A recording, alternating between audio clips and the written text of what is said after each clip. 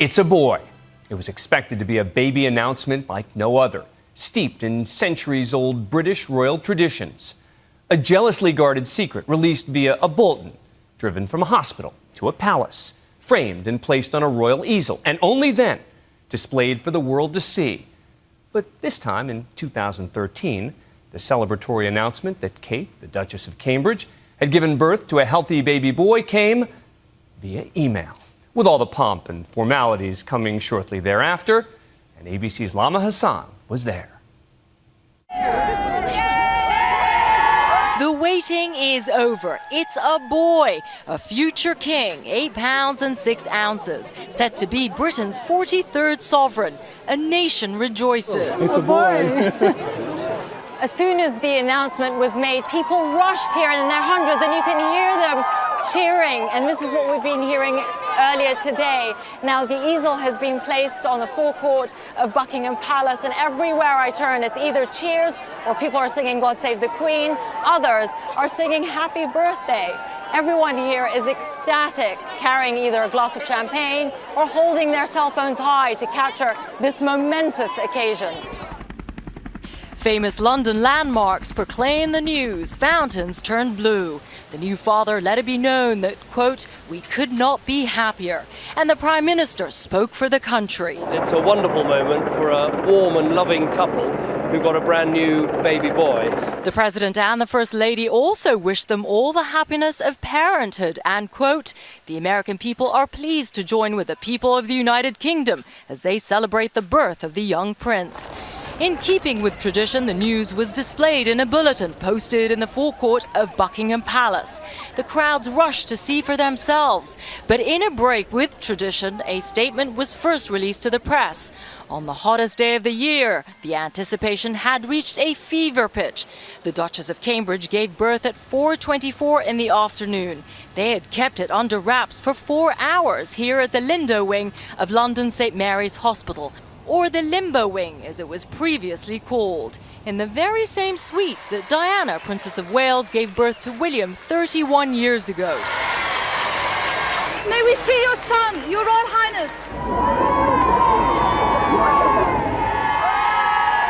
The royal baby, who will be known as the Prince of Cambridge, will be third in line to the throne. It's the first time since the days of Queen Victoria when there will be 3 direct heirs alive at the same time as the monarch.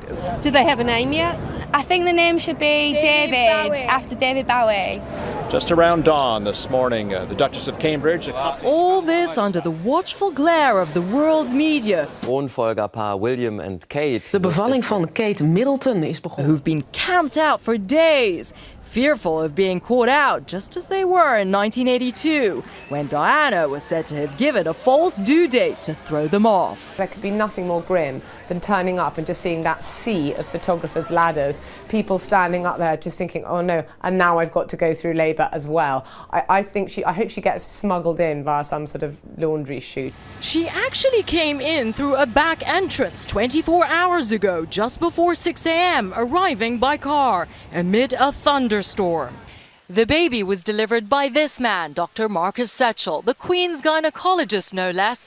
The couple attended prenatal classes from renowned teacher Christine Hill, who described Kate as, quote, delightful, and pronounced that William will do the right stuff on the day. Bookies too have been busy as well. It's seriously busy. I mean, we've got 16 markets available at the moment, and the big ones are the date, when the baby will arrive, and the name. I don't think they're going to go with something like Cadence or North. Most were betting that it would be a girl. Alexandra's the current favourite, but Charlotte's been very busy in the last few days, and interestingly, Diana. Hello, Uncle Harry? Yeah, it's me, heir apparent. The royal baby, you know, Kate and Will's kid. What? You're playing billiards and you've lost your trousers? Again? All this relegates Uncle Harry to a distant 4th in line to the throne, a role it seems he's been practicing for. I'm sure he's in the classic uncle mode of someone who's a friend but doesn't really have to take any real responsibility. You kind of want him to take you out and get you drunk when you're about 14. I'm sure that, you know, when that child has to take its first precious steps into the world of nightclubbing, Prince Harry will be there every step of the way, like the helpful uncle he is. Meantime, another royal arrival, Prince Charles tonight said how proud he was to be a grandfather. So what does one get the new baby and the new parent? Well, the Finnish government thoughtfully provided this standard maternity package that all Finnish mothers get, complete with diapers, clothes, and condoms.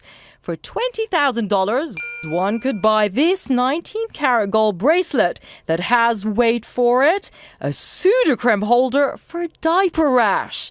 All this, of course, will create an avalanche of royal baby souvenirs. Up to 14 million are expected to be sold. So what can we expect? We decided to consult an expert. For the last 30 years, Margaret Tyler has amassed over 10,000 pieces of royal memorabilia, turning her house into a royal shrine. Come on in, I want to show you my new baby things. I am beyond excitement about this baby. Margaret has had to clear space just for baby Cambridge. And this is a copy of the royal christening dress. Is it the exact copy? Yes, that's how Prince William was christened, in a dress like that. So that is a copy of that. That is Prince William, as it were. And so baby Cambridge will presumably be wearing... Yes, I would think so. Does he look a bit freaky to you?